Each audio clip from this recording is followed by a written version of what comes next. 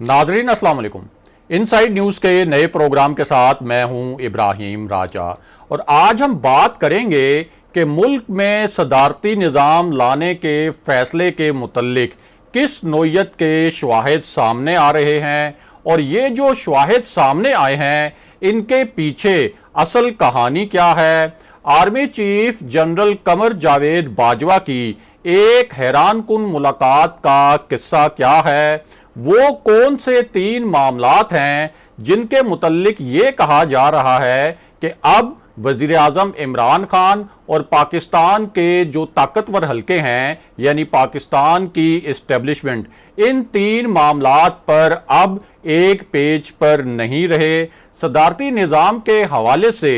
Social media पर जो top trend बना वो किन अकाउंट्स से बनाया गया, इस ट्रेंड के पीछे असल में कौन था और इसी पूरी सूरत हाल में खुद वजीर आजम इमरान खान भी और अपने कुछ अहम खिलाड़ियों के जरिए ताकतवर हलकों को किस नोयत के सख्त पैगामात भिजवा रहे हैं और मुमकिना टकराव की सूरत में क्या हालात मार्शल लॉ या सदारती निज़ाम की जानिब जा रहे हैं। हमारे जिन दोस्तों ने अब तक हमारे चैनल को सब्सक्राइब नहीं किया उनसे हम कहेंगे कि हमारे चैनल को सब्सक्राइब कर लें ताकि उन्हें अहम मालूमात बर वक्त मिलती रहें। अब वापस आते हैं आज के मौजू पर, यानी सदारती निज़ाम के फैसले के मुतल्लिक किस किस्म के शवाहिद अब सामने आना शुरू हो गए हैं और वजीर आजम इमरान खान ने इस पूरी सूरत हाल में पाकिस्तानी इस्टेब्लिशमेंट को क्या पैगाम पहुंचाया है। और अब इस हवाले से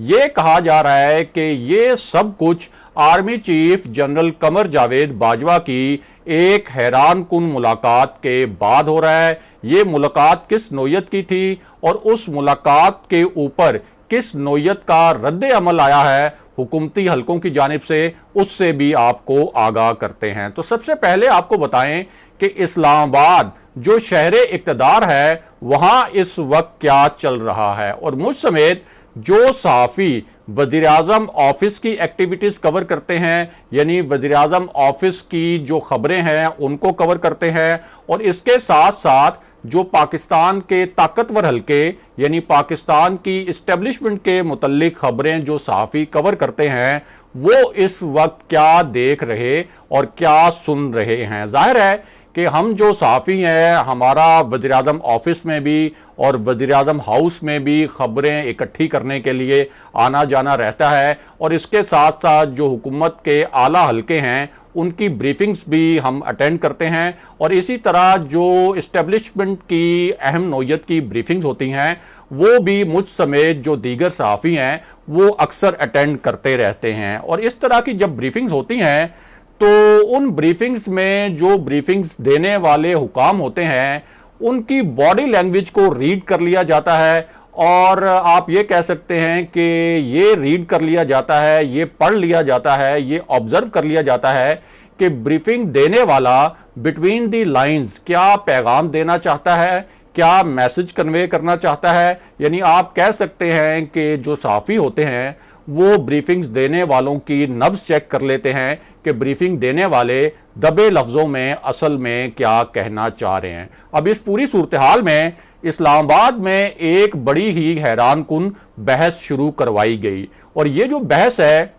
ये ना सिर्फ इक़्तिदार के ऐवानों में शुरू हुई बल्कि उन ऐवानों में भी शुरू हुई जिन ऐवानों का कंट्रोल पाकिस्तान की इस्टेब्लिशमेंट के पास है, यानी वो मखसूस डिबेटिंग क्लब्स जिनका कंट्रोल पाकिस्तान की इस्टेब्लिशमेंट के पास है और वहां कभी कभार बड़े ही मखसूस नोयत के मुबासे जो हैं वो शुरू करवाए जाते हैं और फिर इस बहस मुबासे को तज्जियों की सूरत में टीवी पर लाया जाता है और कभी कभार ये जो तज्जिए हैं वो दिफाई तज्जियाकार देते हैं या ऐसे तज्जियाकार देते हैं जिनके मुतल्लिक एक गहरा तासुर है कि उनके तज्जिए जो हैं वो इस्टेब्लिशमेंट की सोच के करीब तर होते हैं और इसका मकसद ये होता है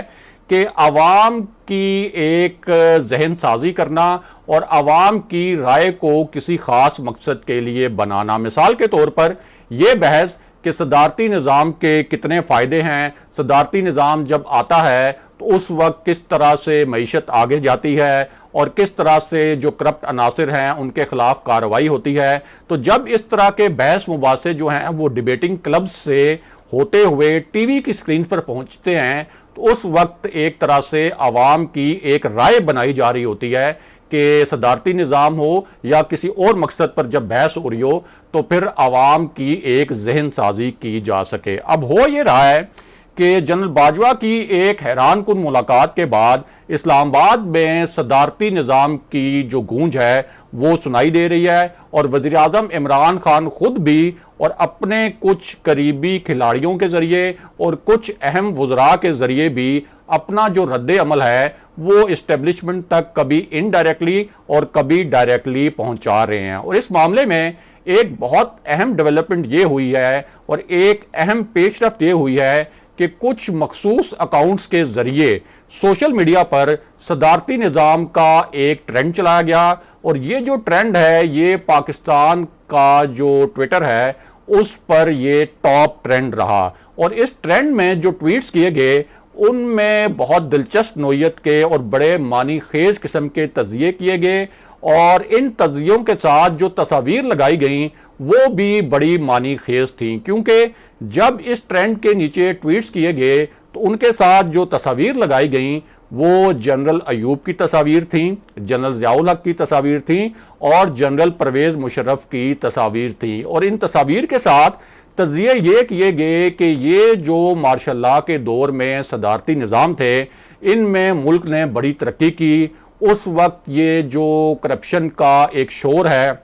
वो भी बड़ा कम हुआ, और करप्ट अनासिर जो है उनके खिलाफ बड़ी सख्त कार्रवाई हुई, मईशत पाकिस्तान की बेहतर हुई और मुल्क जो है वो तेजी से आगे बढ़ा। यानी ये एक पूरा बयानिया जो है वो बनाया गया, एक नैरेटिव बनाया गया, और ये नैरेटिव भी बनाया गया कि जब सिविल हुकूमतें आईं तो उस दौरान जो निज़ाम था वो मुकम्मल तौर पर तबाह हो गया, मईशत तबाह हो गई और जो करप्ट अनासिर हैं उनको खुली छुट्टी मिल गई। इसलिए ये जो सिविल निज़ाम है ये पाकिस्तान को कोई सूट नहीं करता। अब ये जो ट्रेंड है ये कोई खुद ब खुद नहीं चला, यानी ये कोई ऐसा नहीं है कि पाकिस्तानी अवाम जो आम लोग हैं उन्होंने इस ट्रेंड के नीचे कोई ट्वीट्स करने शुरू कर दिए और उन्होंने ये कहना शुरू कर दिया कि इस मुल्क के जो मसाइल हैं उनका हल मार्शल लॉ है या सदारती निज़ाम है, बल्कि ये पूरा ट्रेंड जो है वो बड़े मखसूस अकाउंट्स के जरिए चला। और इसके नीचे जो ट्वीट्स आई वो ट्वीट्स भी मखसूस अकाउंट्स से आई,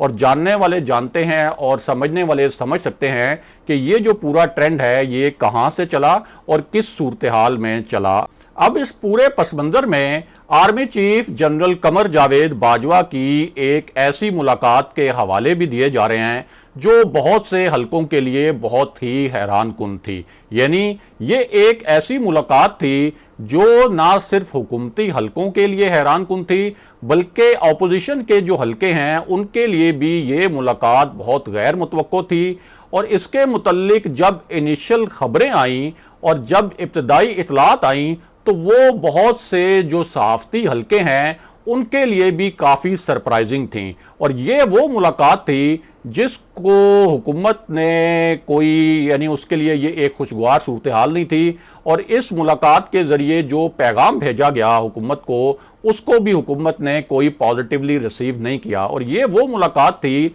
जिसमें 6 वुज़रा ने जनरल बाजवा से मुलाकात की थी, बल्कि कहा यह गया कि army chief general Qamar Javed Bajwa ने इन 6 वुज़रा को तलब किया था और उनसे ये कहा था कि हुकूमत जो है वो अपनी गवर्नेंस बेहतर करे और अपना तर्ज हुक्मरानी बेहतर बनाए। और जाहिर है कि ये पैगाम जो है वो वज़ीर आज़म इमरान खान के लिए था, और चाहे वज़ीर आज़म इमरान खान हो या कोई भी वज़ीर आज़म हो, और चाहे किसी भी हुकूमत की कारकर्दगी अच्छी ना भी हो, तो तब भी अगर इस किस्म की मुलाकात हो और उस मुलाकात के ज़रिए इस किस्म का पैगाम दिया जाए तो वो किसी भी हुकूमत के लिए और किसी भी वज़ीर आज़म के लिए एक नाखुशगवार सूरत हाल हो सकती है। अब इसी पूरी सूरत हाल में वज़ीर आज़म इमरान खान ने भी खुद कभी डायरेक्टली और कभी इनडायरेक्टली इस्टेब्लिशमेंट को सख्त पैगामात भिजवाना शुरू कर दिए हैं। और इनमें से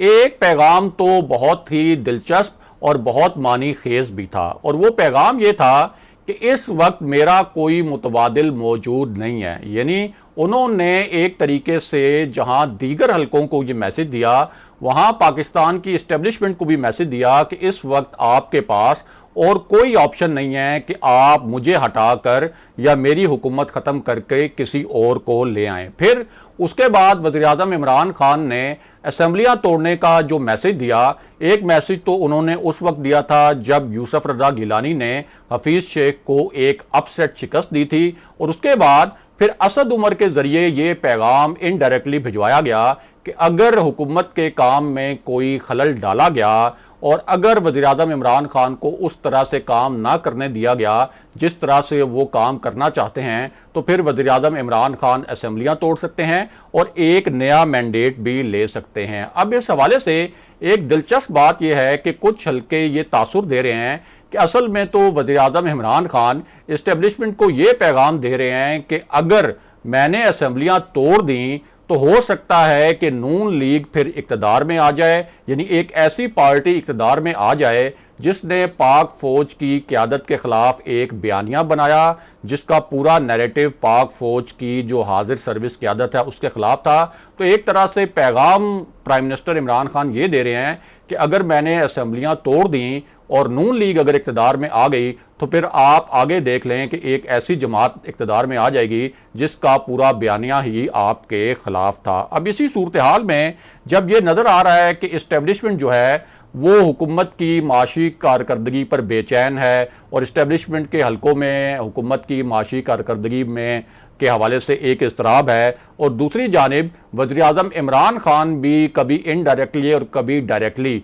सख्त नोयत के पैगामात इस्टेब्लिशमेंट को भिजवा रहे हैं। तो इस हवाले से कुछ हलकों का तासुर ये भी है कि अगर ये मामला आगे बढ़ा और ये गलत फहमियाँ अगर ज़्यादा आगे बढ़ गई तो फिर सदारती निज़ाम लाने की कोशिश की जा सकती है, और ये मामला फिर या मार्शल लॉ की जानिब जा सकता है या फिर सदारती निज़ाम की जानिब भी जा सकता है। अगले प्रोग्राम तक के लिए खुदा हाफिज़।